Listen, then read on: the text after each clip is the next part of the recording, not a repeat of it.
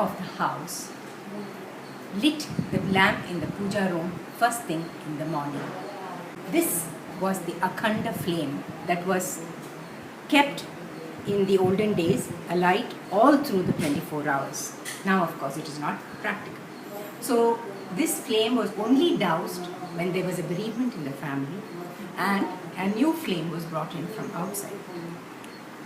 This flame was lit and then taken to the kitchen fire, and the fire was lit there. Remember, it was a wooden fire and the water was brought in from the river. These two things were part of the ladies, the lady of the house's usual routine. It started her day that way.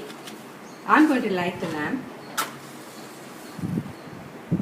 Deepa Jyoti Parabrahma, Deepa Jyoti Janardana, Deepo Harato Me Papam Deepa Jyoti Namostute.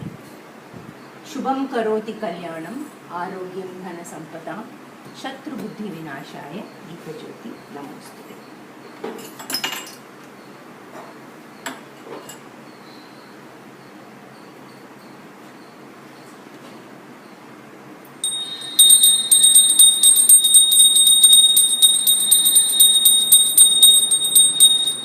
Sarvamangala Mangalye Shive Sarvata Sadhike Sharanye Trayambike Gauri Narayani Namaste.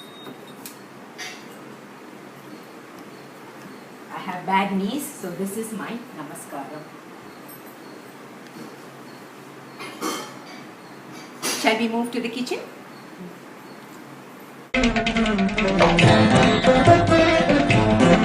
The first thing that a woman did when she came into the kitchen was to boil the milk. Milk is an important part of the Hindu household. Everything starts with boiling the milk. When you boil the milk, it's a symbol of plenty.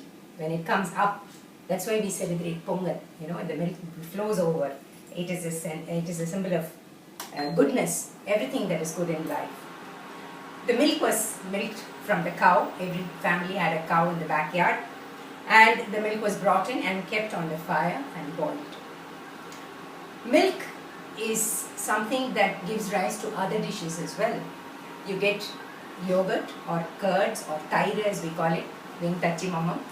And we get buttermilk when the butter is removed from the set curds, and then the butter is melted into clarified ghee. And nothing, I promise you, nothing in the Hindu household happens without ghee, especially even in religious ceremonies. The ghee is poured into the fire. So the ghee was also a source of protein. It was a source of fat for the vegetarian household. There, the milk is boiling over. This is a very good symbol in the Hindu. Coming back to the cow was also an important member of the family. Most cows were named Lakshmi, and it represented Lakshmi. Why? Because the cow, every part of the cow was used for the family. The cow dung was used for purifying and cleansing the front of the house. Remember, they had only mud roads, wooden roads where there was only sand and mud. So the dung was put into water, and the water was sprinkled. And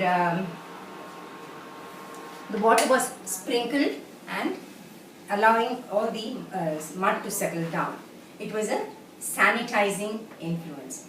The gobar was also used to make cakes, and the cow pats were used as fuel.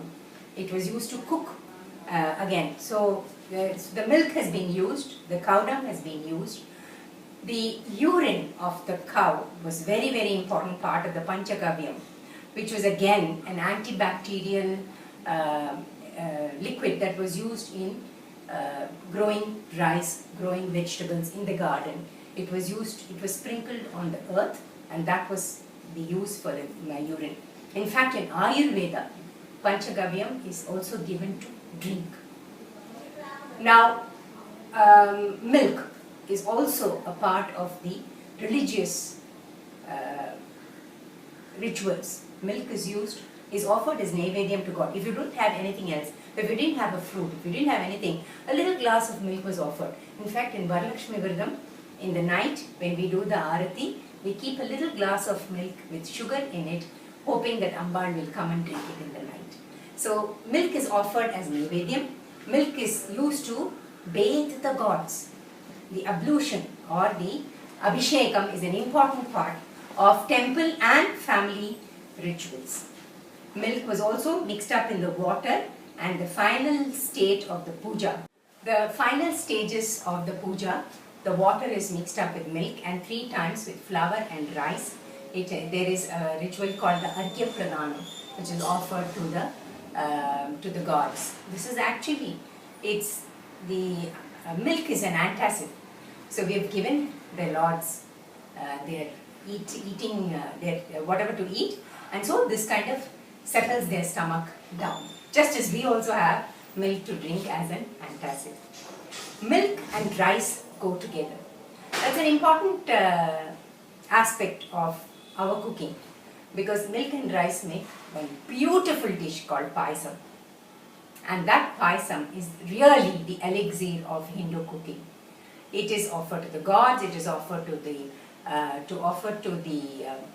guests who come, it's offered in a feast. That paisam is the most important thing. The cow played an important part in the Graha Pradesham ritual. The cow was brought into the house because cow, as I told you, was Lakshmi, and then made to go around the fire. And there is another interesting story about it.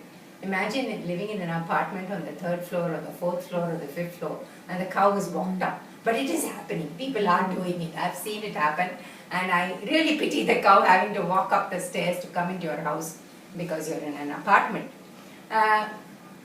Another interesting thing is, women love to look good, right? So when the milk is boiled and the milk is, served as coffee, and then a little bit is set as curd for the day, you'll find a lot of cream sticking on the dish in which the milk was boiled. You know what the women do? They take it and they apply it on their face.